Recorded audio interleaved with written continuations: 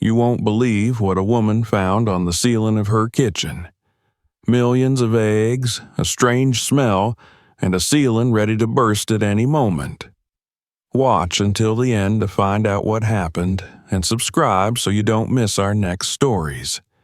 Tell us in the comments where you're watching from, and share this video with your friends. The first weeks after the move felt almost unreal to Vanessa. She had spent years craving stillness, craving a space that belonged only to her, and now it finally existed. The new apartment was small but bright, tucked into an aging brick building that sat at the end of a narrow street lined with maples. When she first stepped inside, she had been struck by the smell. Faint detergent, new paint, and something older underneath like damp plaster and dust that refused to die. Still, it was hers. For the first time in her adult life, she didn't have to share the air with another person. The quiet was absolute. Every morning began the same way. Vanessa rose before her alarm.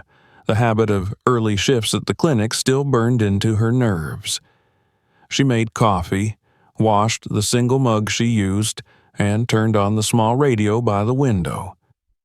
The local station played soft jazz or news she didn't really hear, but it filled the room just enough to keep her from feeling alone. Her kitchen, freshly renovated by the previous owner, was her favorite place.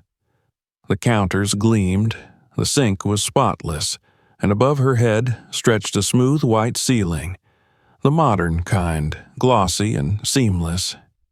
It reflected light like a frozen pond. That morning was no different, except for the light.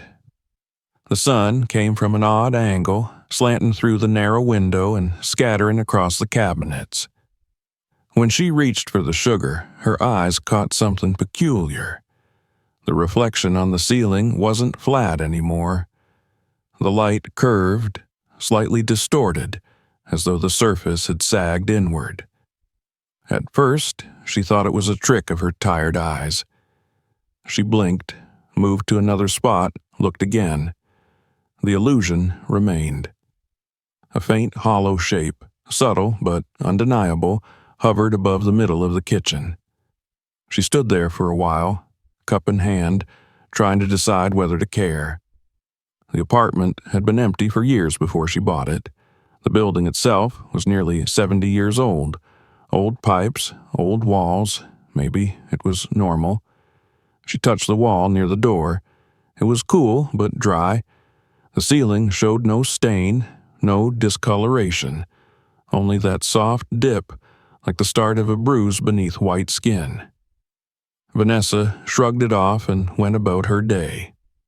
She worked from home now, entering data for a medical supplier. The job required precision and little else. Her life had folded into a routine she found comforting: coffee, work, a walk in the park before sunset, dinner alone. Order and quiet had become her medicine. The ceiling, she told herself, could wait. That night, though, as she brushed her teeth, she noticed it again. The reflection of the overhead light wavered slightly when she looked through the doorway into the kitchen. A curve where there should have been a line. She took her phone, snapped a picture, and zoomed in. The camera lens emphasized the dip. It was there. A few centimeters maybe, no more. She frowned, saved the image, and made a mental note. Call maintenance tomorrow. The next morning, the dip seemed deeper. She couldn't be sure. Maybe the light was harsher. Maybe she was obsessing. She took another photo from the same spot and compared them. The line of the cabinets in the background gave her scale. The difference was small but real. A mild sense of unease crept up her spine. Something was pressing from above. Her mind began to sift through possibilities. Water leak, she thought first. The neighbor upstairs, an old man she'd met only once, could have a broken pipe, a dripping sink. She'd heard no sound of running water, though, no footsteps, nothing but the normal hush of the building.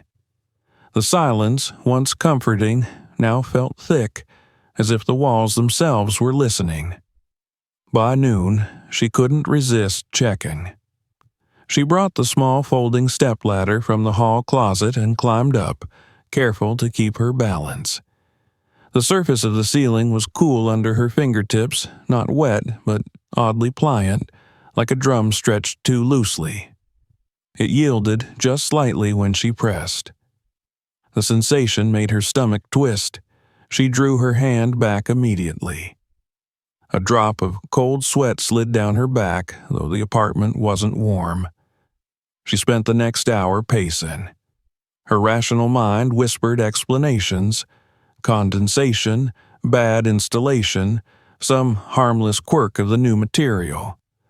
But another part of her, the one that still remembered her grandmother's house in Georgia, with its swollen walls and the stench of mold after summer storms, refused to rest.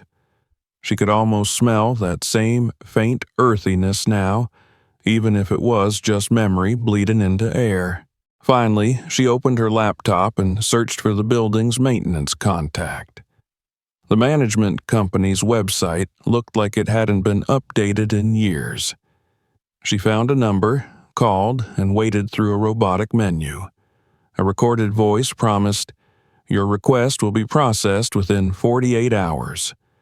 She left a message describing the issue: ceiling sagging, possible leak, kitchen area, and hung up. There was nothing else to do. The rest of the afternoon she tried to work but kept glancing toward the kitchen. Every time she entered, the curve seemed deeper, as if the ceiling were slowly inhaling. The glossy surface caught the light differently now. It had lost its mirror sheen. She could see faint ripples when she moved her head, like waves frozen mid-motion. At dinner, she ate standing by the window, avoiding the center of the room. The dip drew her eyes no matter where she looked. It wasn't big enough to justify panic, but it filled her with a nervous anticipation, like waiting for a noise in the dark. Before bed, she measured the depth using a thread and a small piece of tape. She marked it at the edge of a cabinet and wrote the date beside it. She told herself it was only for curiosity's sake. The night was quiet. Too quiet.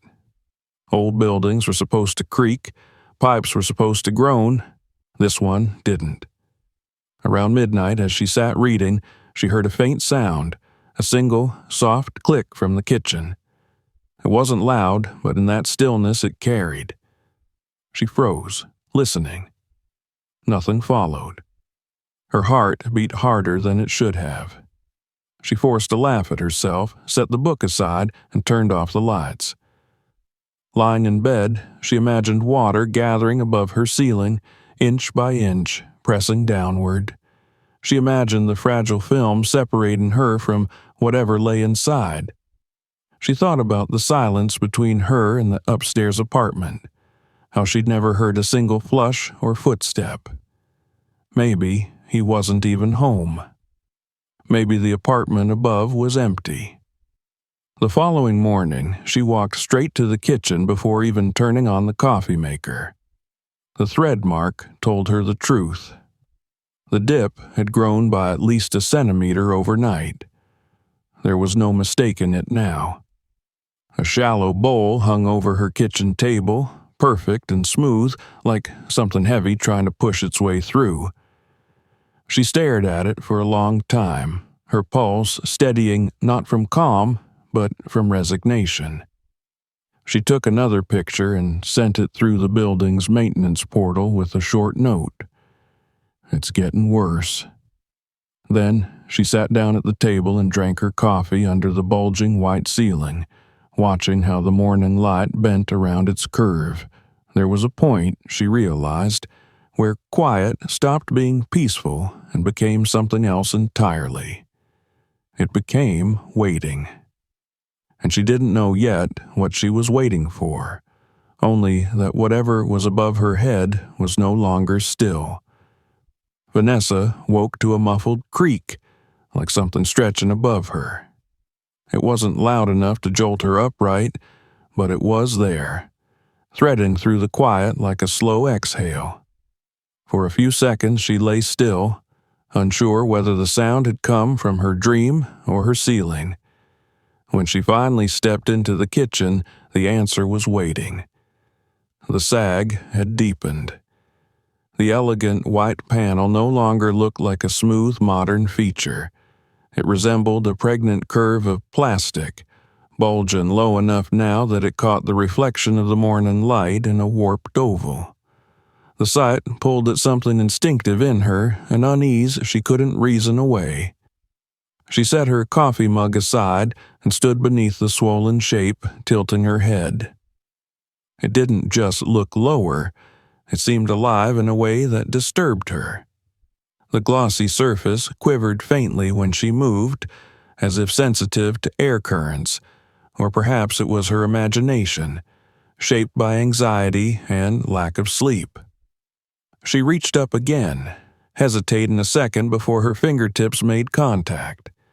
The ceiling felt taut and unnaturally cool, not soft like water inside a balloon, but firm, as though it held something thicker beneath it. Her touch sent a tremor through her hand. She withdrew quickly, wiping her palm against her robe as if she had touched something unclean. She went to her laptop and pulled up the maintenance portal again. The message she'd sent yesterday still showed pending. She dialed the number listed below, waiting through the mechanical voice. For urgent leaks, press 2. She pressed it. The line clicked and a man finally answered, his tone half asleep, half irritated. She explained the situation as calmly as she could, emphasizing the words expanding, sagging, and possible leak. He asked perfunctorily if water was dripping. When she said no, there was silence on the other end, followed by a sigh. "Then it's not an emergency, ma'am. We'll have someone check it tomorrow." Tomorrow. The word lodged somewhere in her chest. She thanked him anyway and hung up, though politeness felt like a betrayal of her own instincts. She wanted to insist that something was wrong, that it wasn't just water, but the part of her that had always hated being the difficult tenant, the fussy woman, kept her quiet. She poured coffee and tried to drink it at her desk, but she could still see the curve from the corner of her eye through the doorway. It seemed to occupy more of the room than the day before. By late morning, the apartment smelled different. It was subtle at first, a faint dampness that blended with the scent of cleaning supplies she used so religiously. But as the sun warmed the walls, a note of iron and earth began to rise from somewhere unseen. She sniffed near the sink, under the counter, behind the fridge, searching for a spilled rag or forgotten trash bag. Nothing. The smell didn't have a source. It was just there, part of the air. Around noon, she climbed back onto the stepladder with a flashlight. She pressed the light against the ceiling. The glow diffused through the white surface, revealing shifting shadows inside the curve. Her breath caught. It wasn't a single mass of liquid, she realized. It was granular. The beam picked up thousands of tiny shapes suspended in the murky depth, a constellation of specks that moved when she tapped the surface with the back of her hand. The whole dome seemed to tremble, then settle again, as though exhaling. For a long moment, she stood frozen, her mind searching for an explanation that made sense. Sediment from rusted pipes, dust, air bubbles. None of it fit the way those particles drifted, deliberate and slow. When she blinked, she saw the pattern again, like dark freckles scattered in gelatin. The image triggered a childhood memory, her grandmother's pond in summer, the water's surface covered in clusters of frog spawn. The same translucent beads, each with a black dot suspended in the center. She stepped down quickly, nearly missing a rung. Her knees felt weak. The smell thickened as the day wore on. It wasn't rotting, not yet, but heavy, sour, like soil after a flood. She opened a window, letting in the city noise she normally tried to keep out. Cars, voices, wind, all of it better than that oppressive quiet that seemed to gather beneath the bulge. The sound of her neighbor's television filtered faintly through the wall, an old sitcom laugh track that felt almost comforting. Still, when she looked back at the ceiling, she could swear it had grown again. That evening, she walked upstairs and knocked on her neighbor's door. The old man opened after a long minute, wearing an undershirt and slippers, confusion clouding his face. She explained politely that she thought there might be a leak coming from his apartment. He shook his head before she even finished. "No leaks here, miss," he said. "Pipes are fine. I don't even use the kitchen much." He gestured toward his spotless counter in the background, dry and bare. "Probably from the roof. These old buildings, you know." She thanked him, even though the logic didn't fit. The roof was 2 stories above them. She returned downstairs, feeling more alone than before. By the time she started dinner, the odor had become unbearable. She kept tasting metal every time she inhaled. She ate quickly, barely chewing, and spent the rest of the evening wiping the counters, sweeping, mopping, anything to distract herself. When she finally sat down, the fatigue hit her all at once. She leaned her elbows on the table and stared up at the distorted reflection of the light bulb in the ceiling. It looked like a warped, milky eye staring back. The radio played quietly on the counter, a weather report predicting rain for the weekend. The irony wasn't lost on her. She wondered if the moisture in the air would make it worse. On impulse, she got up and unplugged every appliance near the bulge.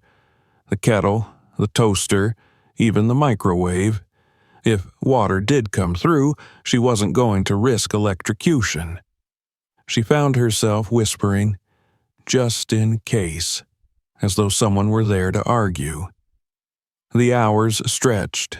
Around midnight, she took another photo, comparing it with the first one she had taken 2 days earlier. The change was shocking. The dip now reached nearly to the top of her refrigerator.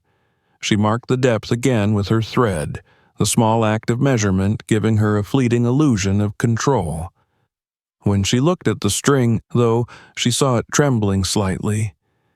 It took her a second to realize that it wasn't her hand causing it. The ceiling itself was moving, barely, rhythmically, as if something inside was expanding and contracting with breath. She dropped the thread and stepped back. Her rational mind immediately rebelled against the idea. Air pressure, vibrations from the pipes, anything but life. Yet the motion continued, almost imperceptible, but undeniably there. Her stomach turned cold. She turned away, refusing to look any longer, and retreated to her bedroom. Sleep didn't come easily. Every creak of the building made her flinch. She dreamed of the pond again, of countless tiny eyes just beneath the surface of the water, watching from the shadows. When she woke near dawn, her heart was pounding. The apartment felt humid, the air thick.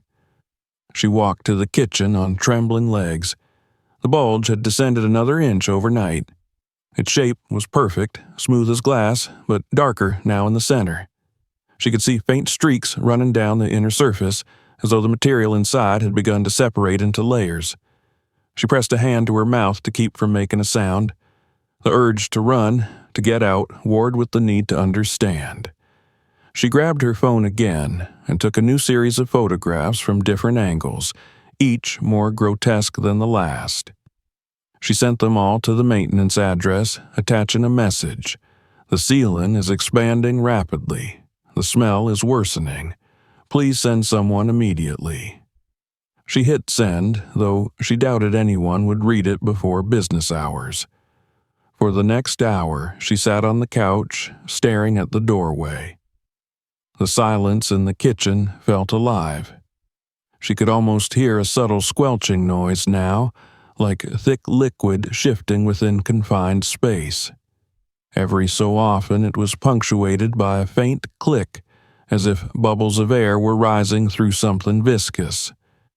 She hugged her knees to her chest, counting the seconds between sounds. When the sun finally rose, light spilled across the bulging surface, revealing an oily sheen. She caught the glimmer of movement again, tiny shapes drifting, rearranging, merging. She told herself it had to be air pockets or sediment from a rusted pipe, anything mechanical. But no machine or plumbing fault could look like that, like thousands of minuscule organisms packed together behind a translucent membrane. Her phone buzzed with a text from the maintenance office. Technician scheduled between 10 a.m. and 4 p.m. She laughed softly, the sound brittle. She wasn't sure the ceiling would last that long. The smell had invaded every corner of her apartment. She lit a candle, then another, but they only layered sweetness over decay. Even her clothes seemed to absorb the scent. She checked the clock again. 10 was still hours away. The idea of waiting under that thing made her skin crawl. She retreated to the hallway, pacing, but even from there she could hear the slow, wet noises from the kitchen. She thought of leaving, going to a cafe, but something in her refused to abandon the apartment. What if the ceiling collapsed while she was gone? What if the water destroyed her kitchen, or worse, caused a fire? It was foolish, maybe, but she couldn't leave. She stayed by the doorway, heart hammering, staring at the undulating shadow above. As the morning stretched on, she noticed new details. The outer edge of the bulge had grown faintly yellow, a sign of whatever fluid pressed against it. The smell now carried a tang of algae. She could feel the humidity rising, moisture condensing on the window glass. She took one last look and whispered, "Hold on." It was the first time she realized she was talking to her ceiling as though it could hear her. She turned away to fetch a towel, and in that brief moment, the room gave a low, muffled pop, like a giant bubble adjusting its skin. She froze mid-step, afraid to breathe. The sound didn't repeat, but the silence afterward felt charged, as if the entire apartment were waiting for her next move. She backed slowly into the living room, her eyes fixed on that bulging white dome. The technician would come, she told herself. They would cut it open, drain whatever foul mixture hid inside, and everything would return to normal. She clung to that belief as if it were a lifeline. Yet, deep down, a quieter thought whispered that what was inside the ceiling might already be beyond control. By the time the clock ticked past 9, the curve of the ceiling cast a shadow that swallowed half the kitchen. It loomed there, heavy and patient, a silent threat she could neither escape nor confront. Vanessa sat by the wall, her arms wrapped tightly around herself, listening to the low, intermittent creaks from above, the sound of pressure building, waiting for the inevitable moment when something would finally give. The technician never came that morning. Vanessa waited until noon, sitting in the living room with her shoes already on, her jacket laid across her knees, ready to open the door at the first sound of footsteps in the hallway. The message from the maintenance company had said between 10 and 4, but she had half hoped someone would take pity on the word urgent in her email and arrive early. The hours passed with the hollow, suspended quality of waiting for bad news. Every few minutes she caught herself listening, not to the ticking clock, but to the room beyond the doorway where the soft, viscous sounds came from the ceiling. By lunchtime, the smell had worsened. It was no longer just damp or metallic, but layered, sour-sweet and organic, the way the air used to smell after rain in her grandmother's backyard when frogs crowded the ditches. The association made her skin crawl. She closed the kitchen door and tried to focus on work, but the apartment felt like it was shrinking, the walls holding the smell the same way the ceiling held whatever was inside it. Around 2 o'clock, she decided to stop waiting. If no one was coming, she would at least find out what she was dealing with. The thought of standing directly under that swollen thing terrified her, but curiosity, sharp, anxious curiosity, overpowered fear. She set up the stepladder again, climbed slowly, and held her flashlight close to the bulge. The light diffused through the thin white film, illuminating the inside like a lantern shade. What she saw this time made her mouth go dry. The entire cavity was filled with suspended particles, countless tiny beads floating in a cloudy fluid. Each one was nearly transparent, and in the center of each was a dark speck. The pattern was unmistakable. They weren't bits of rust, not dust or dirt or air. They were eggs. Millions of them packed together, undulating ever so slightly as the weight shifted above. She felt a chill run through her hands. The memory of summers spent near muddy ponds hit her so vividly that for a moment she swayed on the ladder. She could almost hear the trill of frogs at dusk, the slow, sticky sound of movement in shallow water. But this wasn't a field or a pond. This was her ceiling. 7 floors up, in the middle of a city. Vanessa climbed down and backed away until she hit the wall. Her mind raced to assemble something logical from the impossible. Frogs couldn't have gotten here. There was no soil, no water source, unless, the thought formed reluctantly, the pipes. The building's foundation was old, the kind of labyrinth where moisture and rot collected unseen. If water had risen in the basement after spring rains, if something living had found its way into the drainage lines, could it have reached this far? The idea felt absurd, yet the proof hung above her head, glistening under the light. She fetched her phone and snapped photo after photo. Each flash captured a sickly translucence, the tiny black dots forming constellations inside the white bubble. She zoomed in until the pixels blurred and sent the images in another email to the maintenance company with no subject line. Just the words, "This isn't water. Please come now." Then she stood in the center of the kitchen, phone in hand, realizing how powerless she was. The ceiling was breathing. Not literally, but it gave that impression. The bulge pulsed almost imperceptibly, like the slow rhythm of something alive. The film stretched and relaxed, as though pressure from within shifted back and forth. She imagined a living mass above her, the eggs slowly changing, multiplying, feeding on the stagnant water. Her rational mind tried to quiet the thought. It was ridiculous. They couldn't develop without oxygen or warmth, but dread had already taken over reason. She turned off the light and left the room, closing the door behind her. For the rest of the afternoon, she couldn't stop thinking about it. Every time she tried to work, she saw the images again in her mind. That glimmering sea of spheres, the dark centers like eyes. By sunset, she was shaking. She went upstairs once more to knock on the old man's door, hoping for conversation, for proof she wasn't losing her grip on reality. This time he didn't answer. She pressed her ear to the wood. Silence. Perhaps he was asleep, or perhaps the apartment above was truly empty. She descended the stairs slowly, gripping the railing, listening to the hum of pipes in the walls.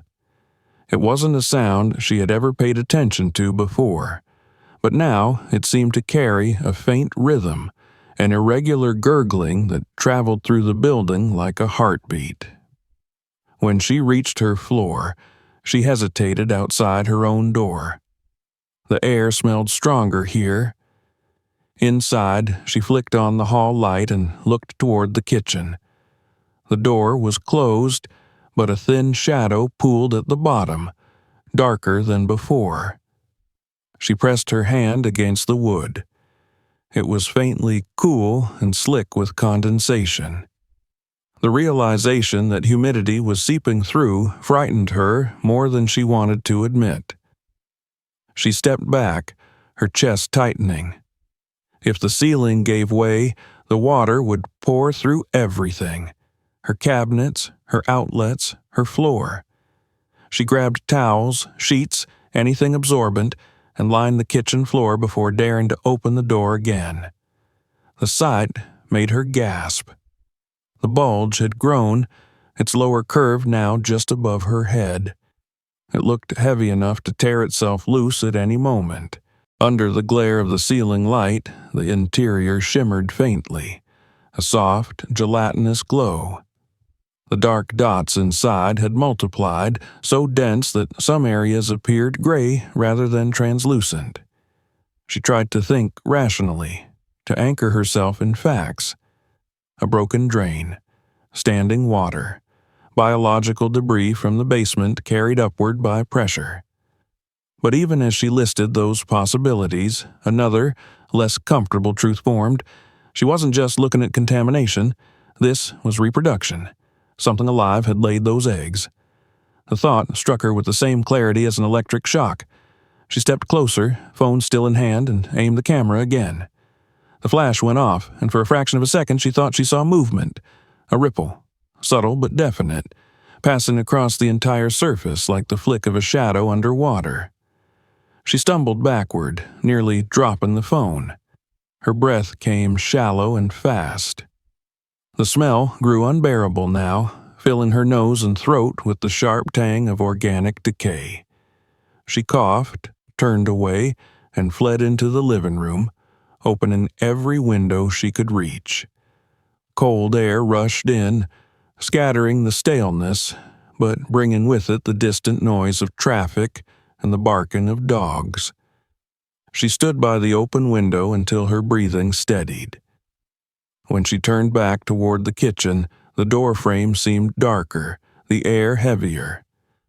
She could hear a faint plopping sound now, irregular but steady, as if drops of thick fluid were sliding within the ceiling and settling in one spot. She imagined the bulge shifting its internal weight, distributing pressure. Her mind supplied images she didn't want. The slow movement of embryos in a clutch, wriggling against the transparent walls of their prison. She forced herself to move. She unplugged the fridge and microwave, dragged them into the hall, wiped sweat from her forehead, though the apartment was cold. She could not stay here tonight, not with that thing above her. She packed an overnight bag, her hands trembling so badly that she dropped her keys twice. But as she reached for her coat, she hesitated. Leaving meant coming back to who knew what. The ceiling could burst while she was gone, flooding everything she owned. She needed proof, documentation, something to hold the building responsible. Vanessa set up her phone on the counter facing the bulge and started recording video. The faint hiss of the microphone picked up the squelch from above, the occasional popping noise that had begun minutes ago. She watched the timer on the screen tick upward. 1 minute, 2. The bulge remained still, though she could almost sense movement inside, slow and silent, beyond the camera's ability to see. She stopped recording after 5 minutes, saved the file, and emailed it to herself, attaching the previous photos. The act of recording steadied her a little. It made the situation concrete, something external rather than the fever of her imagination. She looked around her spotless kitchen, the clean tiles and arranged jars, and felt a wave of unreality. How could something so vile exist in a place so orderly? The ceiling looked swollen and alive, and she felt a strange pity mingling with fear, a pity for the unknown force that had found its way here, trapped in plaster and plastic, suffocating in its own creation. As evening deepened, she turned off the kitchen light to save electricity and left only the hallway lamp burning. In the dimness, the bulge glowed faintly, like a moon behind clouds. She stood there, transfixed, for what felt like an hour. The rhythmic creaks from above continued, steady as breathing.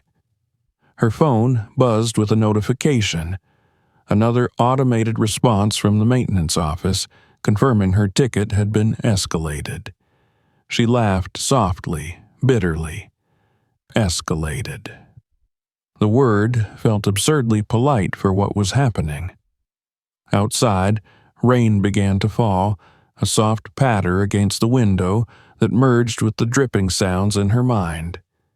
She thought about calling someone, her sister, a friend, but the idea of explaining that her ceiling was full of frog eggs felt impossible. They would think she'd imagined it. Maybe she had.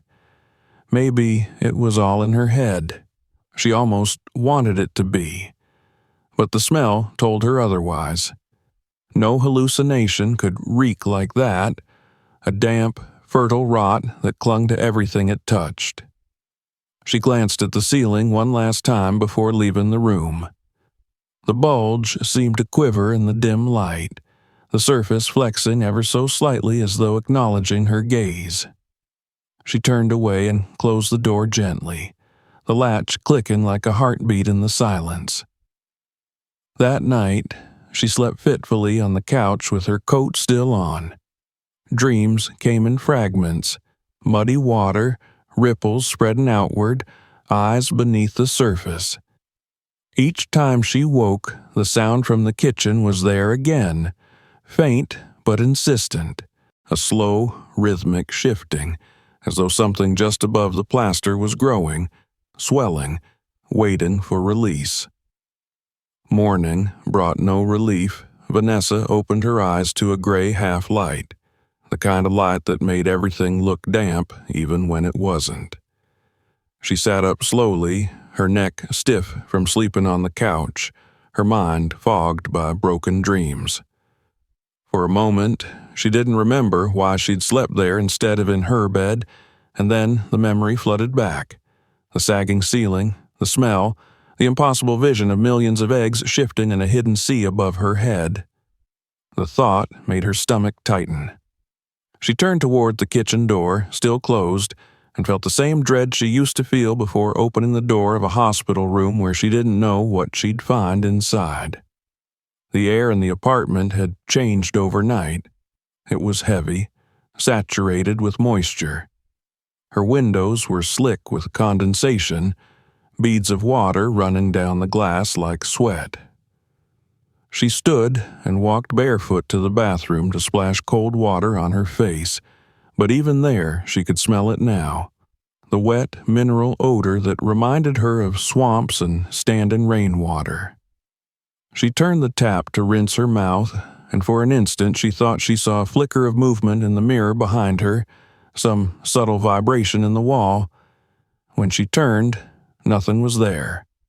Just the same quiet space, the same muffled silence that had begun to feel hostile. She made coffee by habit, the routine an anchor against panic. The act of measuring grounds, of listening to the drip and hiss, gave her a few steady minutes. When she carried the cup to the living room, she could hear faint sounds through the kitchen door. Not loud, not even distinct, just a gentle, wet creak, the same way an old sponge sounds when you squeeze it. She told herself that water must be leaking from the ceiling cavity into the insulation. She could almost believe it until she caught the smell again. It wasn't only water anymore. There was a sourness that made her eyes sting, a living, organic sharpness like rotting leaves. By 9 o'clock, she had decided she couldn't wait any longer for help. She checked the maintenance app on her phone. The ticket still showed no technician assigned. Her hands trembled as she typed a new message. "The ceiling is going to break. Please send someone today." She didn't expect an answer. After she hit send, she stared at the screen until the letters blurred, then dropped the phone onto the couch and walked toward the kitchen. The door handle was damp under her fingers. When she pushed it open, the first thing that hit her was the smell. Dense, fetid, clinging to her throat like smoke. It was stronger now, multiplied, with an undertone of something chemical, as though the ceiling itself were fermenting. The light fixture in the center of the bulge was still intact, but its glass shade was smeared from inside with a pale stain. She switched it on, and the sight made her breath catch. The bulge had grown again, and its color had deepened. The once white surface now carried a faint yellow-gray tint, the tone of old parchment. Within the curvature, she could see faint, darker streaks, like veins beneath translucent skin. For a long minute, she could only stare. The bulge seemed to pulse slightly, almost like the rhythm of slow breathing. Maybe it was just air pressure or the building settling, but it felt alive, too deliberate to be random. She remembered the photos she had taken yesterday and decided she needed one more. She stepped carefully onto the stepladder again, her legs unsteady. The smell thickened as she rose closer to the ceiling. She could hear it now, tiny sounds, faint but unmistakable, as if 1,000 small bodies shifted within a confined space. Her hands began to shake. The flashlight beam revealed what the kitchen light had hidden. The eggs had changed. The once clear spheres were now cloudy, the black centers larger, more defined. She realized with cold clarity that something was developing inside them. She jerked back instinctively, hitting her shoulder against the refrigerator. The impact jolted her, but she barely felt it. She was staring upward, unable to look away from the slow, undulating mass. It took every ounce of will not to run. Instead, she backed out of the room, shut the door, and leaned against it, pressing her palms flat against the cool wood. Her breathing came in shallow bursts. The thought of those eggs growing in her ceiling made her want to scream. But she forced herself to think, to move. She had to contain the damage before it got worse. She spent the next half hour dragging everything electrical out of the kitchen. The coffee maker, the toaster, even the extension cord that powered her microwave. She unplugged them all and stacked them in the hallway. The floor was slick under her feet. Condensation had begun to gather in corners, small puddles reflecting light like dull mirrors. Every few minutes she heard a new sound, a muffled pop, a soft slosh, a faint creak of the ceiling stretching tighter. Each sound made her flinch. When she looked again, she noticed faint droplets forming on the lowest point of the bulge, trembling with each vibration. They caught the light like pearls before falling silently to the floor. The first time it happened, she felt a surge of panic, expecting a torrent, but only a few drops followed. She grabbed a towel and wiped them away, her heart hammering.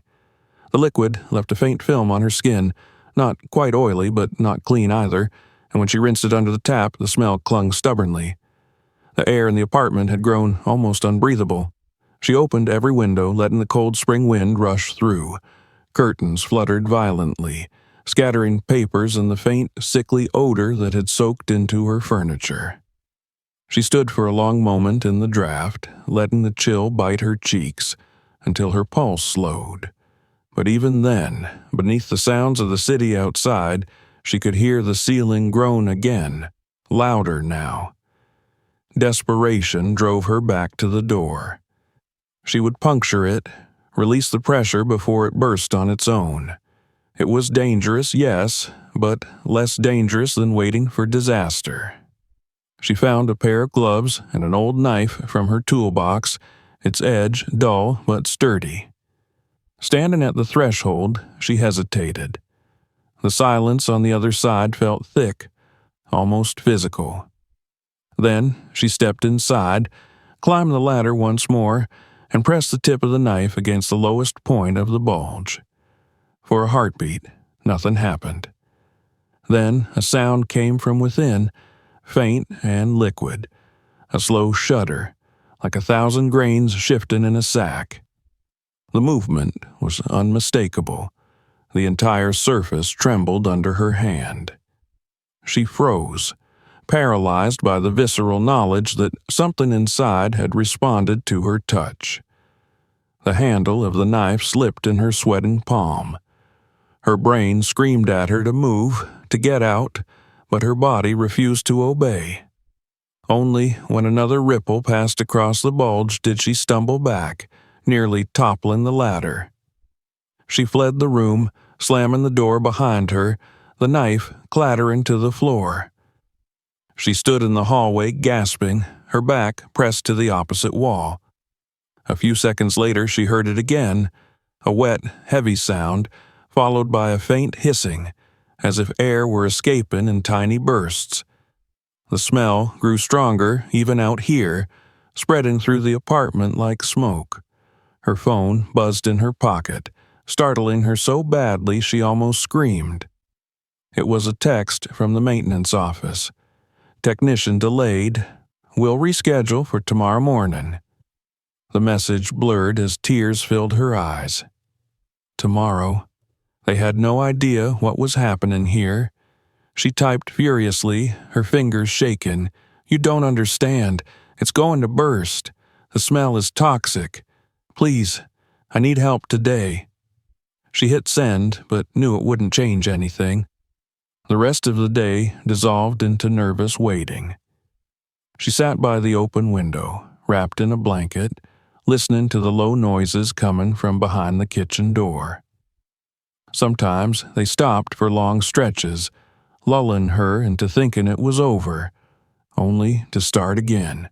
Slow creaks, faint dripping, the sound of a strained surface ready to give way. She couldn't eat. She couldn't read. Every part of her awareness was focused on that one door. As the sun went down, shadows thickened in the apartment, and her fear changed shape. It was no longer sharp, but dull and constant, like a fever. The ceiling would burst eventually. She could feel it. It was only a matter of when. She considered going to a hotel, but the thought of leaving her apartment alone with that thing made her stomach twist. What if it broke while she was gone and destroyed everything? What if it seeped through the walls and infected the whole building? The idea was absurd, but she couldn't shake it. She stayed awake long after midnight, every nerve tuned to the sounds of the kitchen.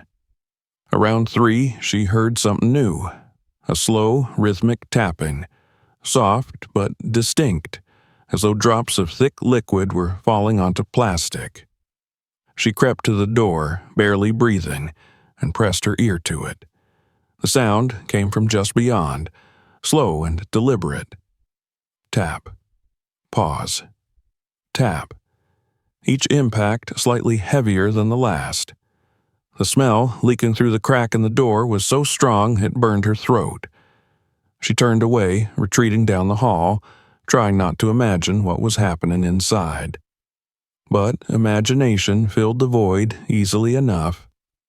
She saw the ceiling bulging further, the membrane thinning until light shone through, the eggs shifting and swirling in the stagnant water. She saw them falling, bursting open as they hit the tiles, coating everything in a living film. She pressed her fist to her temples and tried to stop the image, but it lingered behind her eyelids like an afterimage of light. She must have dozed off near dawn, curled on the couch under her blanket. When she woke, a thin line of sunlight cut across the floor, illuminating tiny droplets of moisture hanging in the air. For a moment, she thought it was just condensation from the open windows, but then she saw the faint shimmer of movement within them, tiny motes drifting like dust. She blinked and they were gone. The smell, though, was worse than ever. She could taste it now, an acrid bitterness that coated her tongue. The kitchen door made a faint creak as the building shifted. She turned her head toward it and watched as the doorknob glistened in the morning light, a bead of moisture running down its curve. The realization came with a shiver. The condensation was spreading outward from the kitchen, reaching into the rest of her apartment.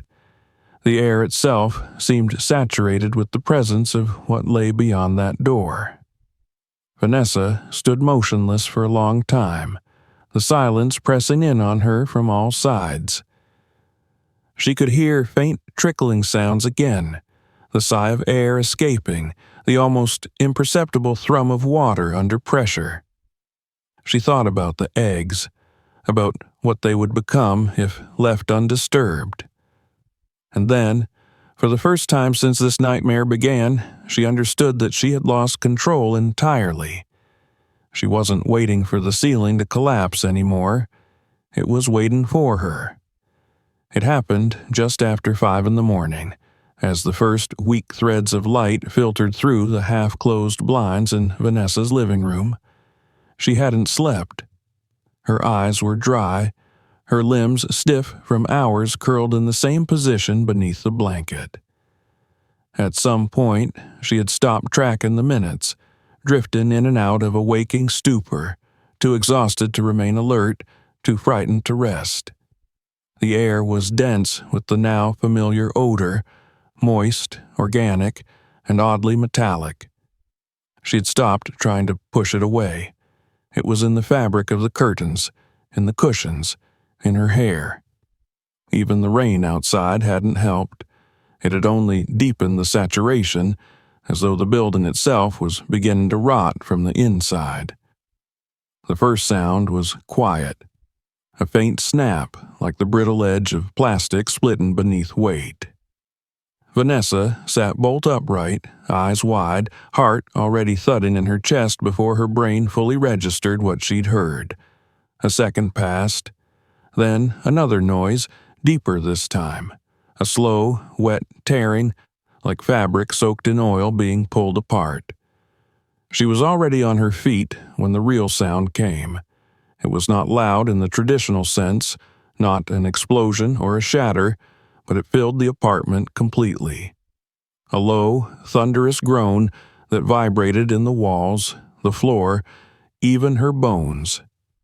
It was the sound of something giving way, something massive and swollen finally surrendering to gravity. She didn't have to open the kitchen door to know what had happened. She could hear it. Thick slaps of fluid hitting tile, the chaotic splash of liquid against cabinets and appliances, the hollow gurgle of water seeking the lowest place. Then the smell hit her full force. It wasn't a smell anymore. It was a presence, a cloying, wet thing that wrapped around her like fog. Her knees buckled. She stumbled backward and covered her nose with the sleeve of her sweatshirt, gagging as bile rose to her throat. Every instinct screamed to run, to escape the building entirely, but her body betrayed her. She stood frozen, trembling, eyes locked on the kitchen door as if expecting it to burst open and release whatever was inside. After several long seconds, she moved. Not away, but forward. Her fingers closed around the doorknob slick with condensation and turned. The door creaked open an inch, then another. A wave of heat and moisture rolled out, thick as steam. She pushed the door the rest of the way and stepped into the room. The floor was underwater. A thin layer of opaque, yellow-brown liquid covered every surface, rippling gently, as if alive. The overhead light flickered, casting warped shadows across the walls. and then she saw them. At first, it looked like foam, clusters of translucent bubbles scattered across the tile, quivering in the shallow water. But as she stepped closer, she realized they weren't floating. They clung to the floor in clumps, their gelatinous bodies swelling and contracting with minute motion. The same spheres she had seen suspended in the ceiling were now spread across her kitchen like a carpet of glistening seed. Some were broken, their contents spilled into the water as a milky fluid. Others remained intact, dark specks pulsing inside their transparent shells. She couldn't breathe. She backed away, slipping on the wet floor and catching herself on the doorframe. The motion sent ripples across the surface, disturbing the clusters of eggs. Several shifted in response, the black dots inside twitching as though agitated by the vibration. Her skin crawled. In the corner, under the sink, a slow stream of fluid still dripped from the ruptured ceiling. Above, the glossy white surface had collapsed into tatters. Ribbons of torn material hung down like skin peeled away, revealing the dark cavity behind it. The insulation was soaked, sagging, black with moisture. Bits of debris clung to the strands, twigs, mud, even a fragment of a plastic bag. She stared up into that gaping wound and saw what looked like the remnants of soil, as if the ceiling had been holding part of a forest floor inside it. A single drop fell and landed on her bare foot. The sensation broke the spell. She stumbled back into the hallway, breathing hard, and slammed the kitchen door shut behind her. She pressed her back against it, heart racing, the weight of adrenaline in her chest like a lead ball. She had seen enough. More than enough. Her phone was still on the couch. She grabbed it and called the emergency line for building maintenance, her fingers slipping on the screen. No answer. She tried again. Still nothing. She called 311. The automated voice put her in a queue. She hung up. Her hands were shaking too much to type, but she managed to open the email app and fire off another message to the maintenance contact, this time attaching a new video she had taken. Just 10 seconds of the scene in her kitchen, but enough to make her nauseous. Then she went to the bathroom, locked the door, and threw up. It took her nearly half an hour to calm down. She sat on the floor, head against the cool tile, knees drawn up to her chest. She could hear it still, behind the walls, beneath the floor, a slow, steady dripping that no longer sounded like water, but like something heavier, thicker. She thought of the mass inside the ceiling, of the way the eggs had responded to her presence, and a new fear began to bloom. What if it wasn't just passive reproduction? What if it was migration? She stood and splashed cold water on her face. Her reflection looked foreign. Sunken cheeks, bloodshot eyes, damp hair plastered to her temples. She rinsed her mouth and made a decision. She couldn't stay here. She had to leave. But not without doing something first. She returned to the hallway, gathered towels, blankets, anything absorbent, and began to build a makeshift barrier around the kitchen door. The fluid was already seeping out beneath the frame. She pressed the layers down, trying to contain it. The smell oozed through anyway, but at least she could slow the spread. Then she pulled out a roll of duct tape and sealed the edges of the doorframe as best she could, pressing it down with trembling hands. She didn't know how long it would hold, but it was something. After she was done, she walked to the window and opened it fully. The cold wind rushed in, slapping her face, clearing her lungs. Below, the street was quiet. A few early risers walked dogs or jogged, oblivious to the biological disaster unfolding 7 stories above them. She considered yelling, waving someone down, but the shame stopped her. How would she even explain it? What would she say? She packed a bag with the essentials, wallet, keys, phone charger, clean clothes, and left the apartment. The hallway outside was still. The overhead lights buzzed softly, and the air smelled faintly of disinfectant. She hesitated only once, looking back at her door, then turned and walked quickly down the stairs. She didn't take the elevator. She didn't trust anything mechanical in that building anymore. At the front desk, there was no one. The night guard must have gone off shift, or maybe he was sleeping somewhere in the back. She considered leaving a note, but didn't bother. What could she write that would make sense? Outside, the morning was crisp and wet. Puddles reflected the sky, low and heavy with clouds. She crossed the street and sat on a bench near the bus stop, trying to steady her thoughts. She felt detached from her body, as if watching someone else perform these actions. The images from her kitchen replayed in her mind over and over. The shredded ceiling, the eggs pulsing on the floor, the water, the smell. After a few minutes, she pulled out her phone and checked the video again. It was worse than she remembered. The sound alone made her skin crawl. She tapped the screen to pause it and noticed something she hadn't before. In the corner of the frame near the base of the sink, one of the eggs was no longer whole. Its outer membrane had ruptured, and a thin, dark shape was emerging from it.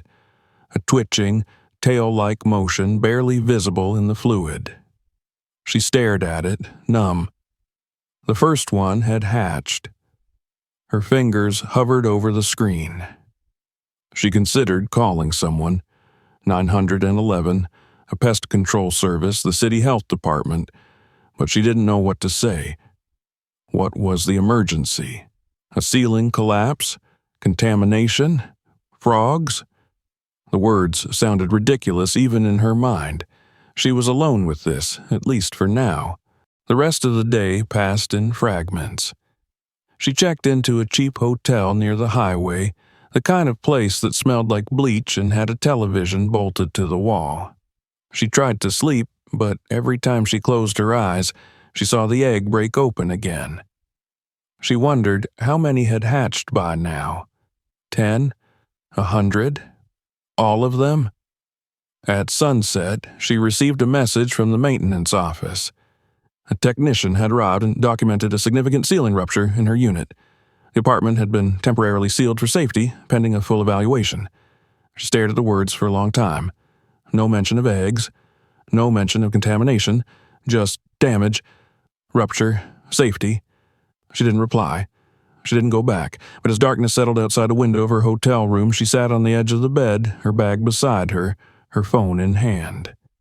The video was still open, frozen on the frame of the ruptured egg. She stared at it in silence, her breath shallow. Somewhere in the city, inside a sealed apartment on the 7th floor, a new ecosystem was being born, and she had been its first witness. 2 days passed before Vanessa received a phone call from a number she didn't recognize. She was sitting in the far corner of the hotel lounge, cradling a lukewarm cup of coffee in both hands, her clothes stiff with overuse and the perpetual smell of chemical air freshener seeping from the hallway. She hadn't slept through the night since the rupture. Each time she closed her eyes, her body jolted itself awake, as if refusing to let her forget what she had seen. The call came in silently. She felt the vibration in her pocket and answered without checking who it was, more out of reflex than interest. The voice on the other end was calm, clipped, official. A man introducing himself as Mr. Sandoval, a representative from the building's property management firm. He apologized for the inconvenience, then stated in precise terms that the ceiling in Unit 7C had suffered an unexpected failure, and that after assessment by the emergency response team, the unit had been secured and isolated for biohazard investigation. Vanessa sat up straighter. He asked if she would be willing to return to the premises to meet with representatives from the cleanup and structural integrity services. She hesitated, a reflexive tightening in her throat, making it hard to respond. When she didn't speak, he continued, explaining that they were required to conduct a formal report due to the nature of the incident. The term he used, unusual organic mass introduced via compromised infrastructure, sounded both ludicrous and chilling. She agreed to meet them the following morning, unable to imagine what would await her in the place she no longer considered home. She returned to the apartment just after 9, accompanied by a man in coveralls and a respirator who introduced himself only as Eric. He handed her a paper mask, insisted she wear it, and warned her to avoid touching any surfaces. The door to her unit had been sealed with industrial plastic, stretched tight and stapled into the wooden frame like the barrier on a quarantine lab. Eric pulled it open with a gloved hand, releasing a gust of stale, humid air that still carried the same bitter tang she had tried to forget. Inside, the scene looked almost surgical. Her belongings had been pushed to the sides, covered in tarps or plastic sheeting. The ceiling was gone entirely now. No remnants of the white membrane or light fixture. The cavity above had been exposed fully, revealing dark, wet beams and a gaping pipe that looked decades old. The room had been stripped of electricity. The only illumination came from a large portable light that cast stark shadows against the glistening floor. The eggs were gone, or at least she thought they were. The water had been pumped out, the tiles scrubbed and bleached, but where the mass had lain, a large section of the floor remained discolored, stained a faint yellow that no amount of cleaning could erase. A group of men in uniforms stood near the sink, one of them holding a clipboard. They nodded politely when she entered, but their eyes betrayed discomfort. None of them seemed eager to be the one to speak. Finally, a younger man with thin glasses and a badge reading H. Lynn, Biohaz Response, cleared his throat and gestured for her attention. He explained, in the slow, deliberate cadence of someone used to giving bad news in technical language, that the building's plumbing system had suffered a long-standing failure in vertical containment. A combination of blocked drains, back pressure, and structural deterioration had created a hidden cavity above her ceiling that had slowly filled with water over the past several months. Vanessa listened without interrupting. She knew all this already, or at least she had guessed at the shape of it. What she hadn't known, and what Lynn now confirmed, was that the water had come from the building's substructure, specifically the maintenance sub-basement, an area beneath the first level that had been sealed decades ago due to flooding. According to him, a forgotten runoff chamber had become a stagnant pool, fed by intermittent leaks and rainwater seeping through the crumbling foundation. In that darkness and warmth, a self-contained ecosystem had emerged. The term he used was accidental breeding ground. Lynn described in vague but carefully chosen words that amphibians, most likely common tree frogs, had somehow reached the sub-basement. Whether they had entered through sewer lines, storm drains, or ventilation shafts, no one knew for certain. But they had found water, stillness, safety, and when the water level rose high enough to force its way up through the plumbing, it carried with it not just filth, but generations of spawn. The man with the clipboard added that the volume of biological material was unlike anything they had seen in an urban environment. Not just a few isolated eggs, but a massive gelatinous colony, millions of them, cohesive, concentrated, and suspended in fluid thick enough to prevent immediate drainage. When the pipe behind Vanessa's ceiling began to fail, it created a false chamber, a pocket of warmth and moisture ideal for gestation. That was what had gathered above her head. That was what had burst. Vanessa asked only one question: were they alive? Lynn hesitated before answering. Some of them, yes. When the ceiling gave way, the sudden drop in temperature and light had killed most of the eggs, but not all. A few had reached late-stage development. They found 3 live specimens on the kitchen floor. Tiny, black-skinned tadpoles, each barely the size of a fingernail. They had been collected and sent to a laboratory for species verification and environmental risk assessment. None had yet transformed into juvenile frogs, but the potential was present. She stood in silence for a long time, her eyes fixed on the stain in the tile. It didn't look like much, just a faint discoloration, a subtle reminder. But she knew better. That stain marked the edge of an ecosystem. A hidden world had flourished there, unseen, unknown, until it broke through the surface and spilled into hers. And she had been standing beneath it for days. Later that day, she met with an adjuster from the insurance company. A woman in a crisp blazer with a tablet and a practiced smile, she walked through the apartment taking photographs and muttering assessments under her breath. Vanessa followed her, numb to the process. The woman asked questions she barely heard, about the damage to the cabinets, the ruined appliances, the floor warping near the hallway. Vanessa answered in a monotone, repeating the same details she had already written in emails. The adjuster nodded, typed notes, and promised a follow-up. But when Vanessa mentioned the eggs, the smell, the moment of rupture, the woman stiffened slightly. She listened, but her expression shifted, more analytical, less empathetic. Biological contamination wasn't in her standard forms. She'd have to escalate it, she said. Vanessa nodded, expecting nothing. The following morning, a specialist from the Environmental Health Division arrived. He wore a black vest and carried equipment that looked more suited for a chemical spill than a city apartment. He moved with slow, methodical precision, taking air samples, scraping residue from the floor, scanning the walls for mold. He said little. At the end, he handed her a printed notice.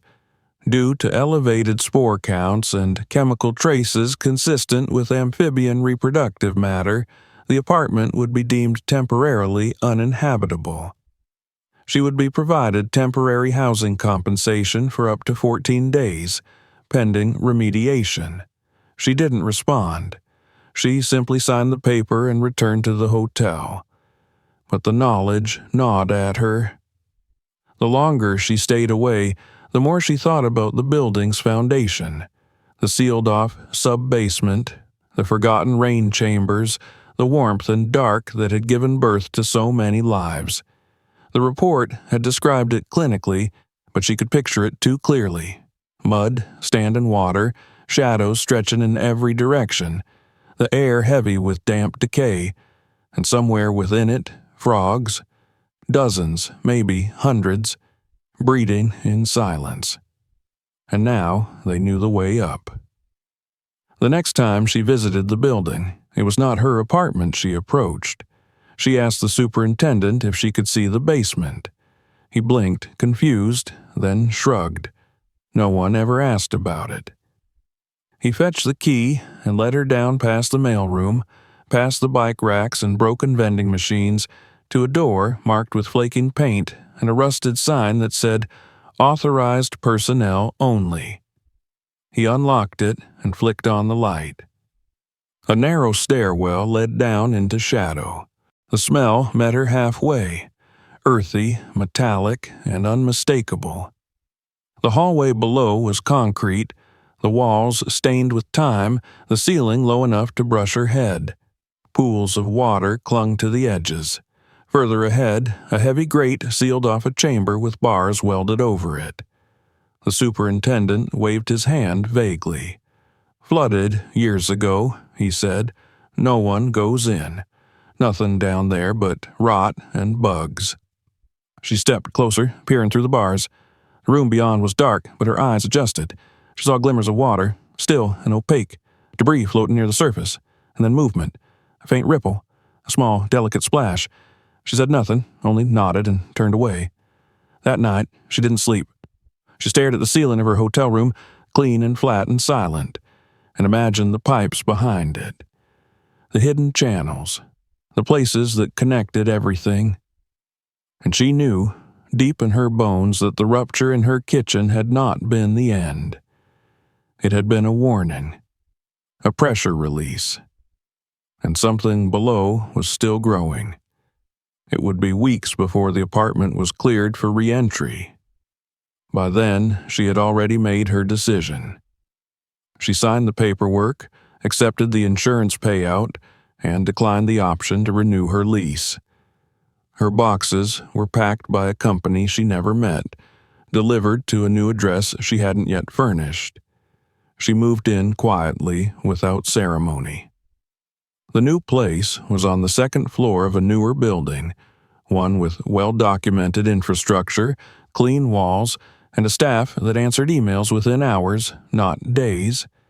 But on her first morning there, she noticed a small sound in the bathroom. Just a faint gurgle from the sink. A tiny, harmless noise. Most people wouldn't have noticed it, but she did. She leaned closer, and for a second, she imagined she smelled something. Distant, damp, and full of memory. She turned off the light, closed the door, and stepped away. Vanessa awoke to the pale light of morning filtering through the curtains of her new apartment. The space was quiet in a way that almost seemed unnatural after the chaos of the last week. The walls were freshly painted, the floors gleamed under a thin layer of polish, and the faint smell of antiseptic lingered, a sterile reminder that this place had been cleaned meticulously before she arrived. She sat up in bed, listening, half expecting to hear the faint gurgle of water, the squelch of the gelatinous mass, or some subtle shift from above. But there was nothing.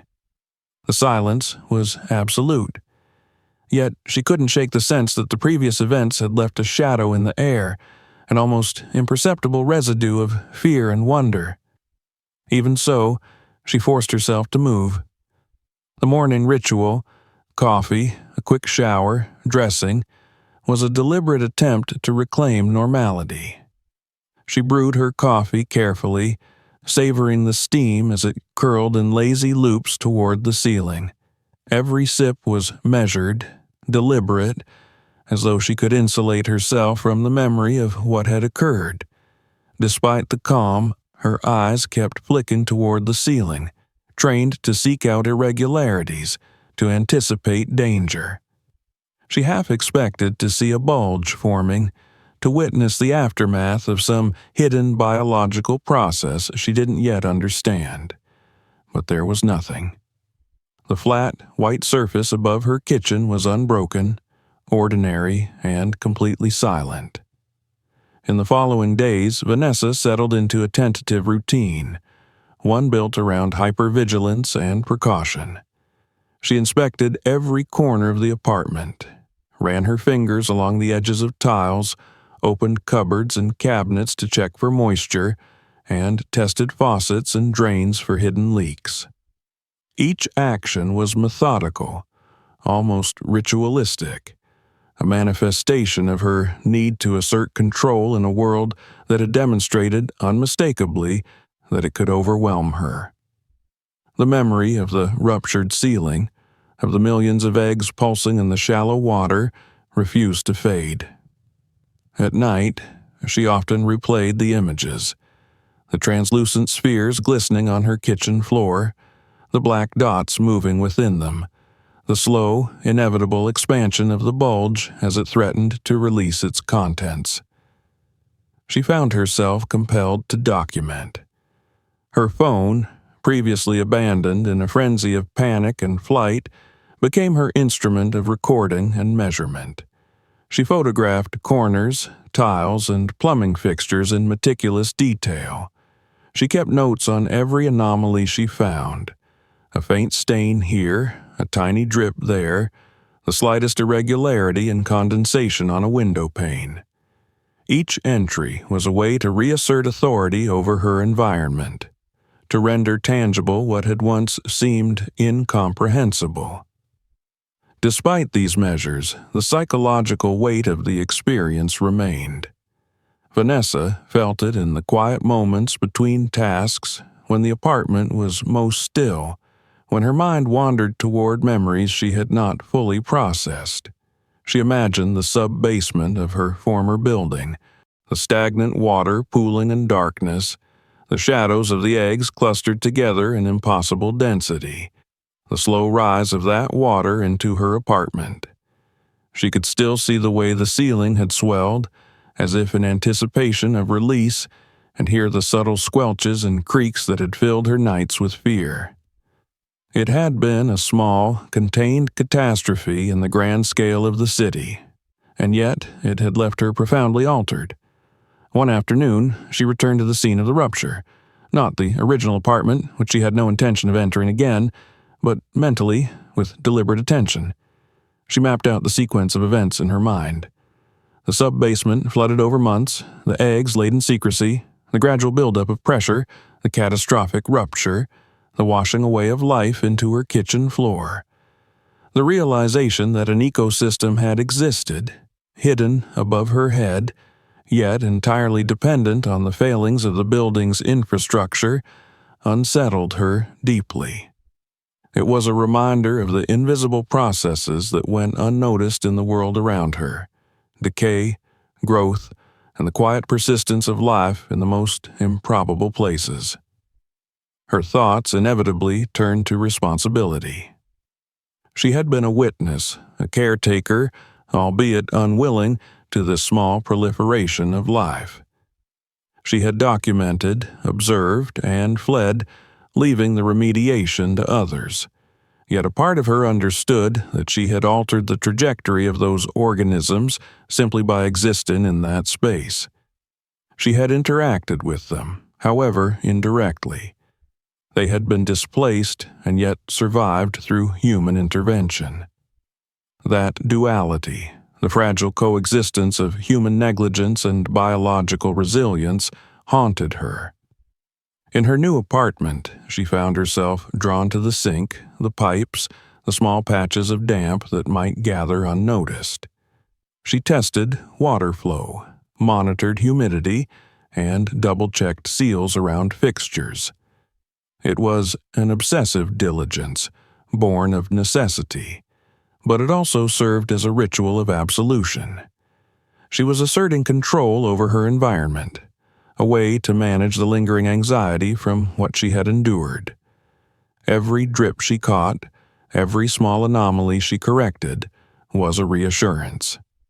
She could prevent another catastrophe. She could guard against the unseen. Despite her precautions, the memory of the rupture remained vivid, sharpened by the senses. She could recall the sound of the ceiling giving way, the smell of stagnant water mixed with earth and decay, the wet splashes that coated her kitchen floor. She could see the eggs, translucent and glistening, each with its black dot moving slowly, stubbornly, persistently. That image replayed in her mind with a clarity that no amount of distance or new surroundings could erase. It was a memory etched into the deepest part of her perception, a reminder of how fragile order could be and how quickly it could be overturned. The incident also altered her perception of other spaces. Walking through the city, she noticed storm drains with renewed attention, darkened alleyways where water collected, even neglected basement windows that might conceal moisture or mold. Every space held the potential for hidden life, for consequences unseen. She realized that her former apartment had been a microcosm of a larger reality, infrastructure failing, biological processes continuing unnoticed, human perception blind to the quiet persistence of organisms in the interstices of the city. At night, the vividness of her memories intensified. She often lay awake on her new bed, listening for sounds that weren't there: the faint drip of a distant pipe, the subtle creak of a floorboard settling, the imagined squelch of gelatinous masses beneath tiles. Her dreams were similarly vivid, populated with visions of eggs clustered in water, of ceilings bulging and ready to rupture, of tiny tadpoles emerging into unfamiliar, sterile spaces. She would wake with a start, her heart racing. The images burned into her mind with the same clarity as the actual event. Despite the terror, there was a strange, unnameable awe that lingered. The sight of life persisting in such improbable circumstances, thriving above her head for months without detection, inspired a mixture of wonder and dread. She understood, in a new and profound way, the resilience of living systems and the complexity of ecological processes. And yet, she also knew how easily they could be disrupted, how precarious the balance between life and destruction truly was. Over the following weeks, Vanessa continued to monitor her new apartment meticulously. She set up hygrometers, ran frequent inspections, and reinforced the areas most vulnerable to moisture. The rituals of observation became both a coping mechanism and a safeguard. Each time she detected a minor anomaly, she acted immediately, correcting it before it could escalate. She was vigilant, not out of paranoia, but out of a hard-earned respect for the fragility of the environment around her. She also began to write, documenting everything, not for anyone else, but for herself. She cataloged the events of the rupture, the responses of the maintenance and environmental teams, her own reactions, and the small details that had seemed inconsequential at the time. The exact odor of the water, the pattern of the eggs, the sound of the sealant straining. Writing became a way to process the trauma, to structure the memory, and to ensure that nothing was forgotten. Every detail was preserved, every observation recorded with meticulous care. Months later, the incident had faded in immediate intensity, but remained vivid in Vanessa's consciousness. The apartment above her old unit had been repaired, the sub-basement drained and treated, but she knew the building itself retained the scars of neglect. And she knew that in other places, similar processes continued unnoticed. Her experience had changed the way she viewed her surroundings. No space was truly empty, no environment entirely inert, and no failure entirely inconsequential. Her daily routine resumed its rhythm, but it carried a new weight. She moved through her apartment with awareness, noting temperature, moisture, and sound. She measured, recorded, and corrected. The kitchen, now pristine and safe, became a site of vigilance rather than mere sustenance. Every faucet and drain was inspected before use. Every small sound or anomaly was noted. She had become, in a sense, a custodian of both her own environment and the unseen forces that might inhabit it. One evening, as she prepared dinner, she paused to look at the ceiling. It was perfectly flat and white, unbroken and ordinary, yet she could feel the memory of what had been, the mass that had grown and ruptured, the millions of eggs and their slow, inexorable development. The realization filled her with both relief and unease. The immediate danger was gone, but the lessons remained. Life found a way, often where it should not, and its persistence demanded respect. She finished cooking and carried her plate to the table, the evening light spilling over the countertop. She ate slowly, deliberately, savoring each bite while her mind continued to wander through the events she had endured. For the first time since the rupture, she felt a semblance of closure. She had survived. She had observed, documented, and ultimately escaped. The building, the ceiling, and the subterranean ecosystem had tested her in ways she would never forget. Yet, even as she washed the dishes afterward and dried them with care, she glanced once at the ceiling. There was nothing to see, nothing moving, nothing swelling, and still she could not shake the feeling that the world had expanded for her in that small, terrifying incident. She understood now that the ordinary was never truly empty, that hidden processes existed everywhere, and that the line between control and chaos was thin, delicate, and easily crossed.